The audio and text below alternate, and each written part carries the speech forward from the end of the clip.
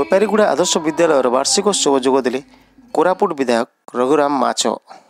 बोपारीगुड़ा block अंतर्गत गुम्मा आदर्श विद्यालय नवमतम वार्षिकोत्सव पालित हो जाइए।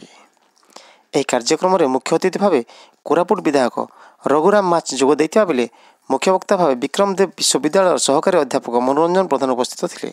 सेहीपरि सम्मानित अतिथि भाव बोपारीगुड़ा ब्लॉक अध्यक्ष प्रशांत गुप्ता, बोपारीगुड़ा गोष्ठी उन्नयन अधिकारी अभिमन्यु कवि शतपथी, नवरंगपुर सांसद प्रतिनिधि नरेंद्र कांदलिया, बोपारीगुड़ा बीईओ सुकांत कार्तामी, कोरापुट आदर्श विद्यालय अध्यक्ष शशांक शेखर चौधरी, स्थानीय आदर्श विद्यालय गुम्मार अध्यक्ष शशिभूषण महापात्र योगदान करते।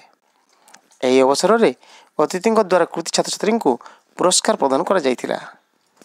कोरापुटरू एन संतोष को रिपोर्ट, स्वराज वार्ता लाइव।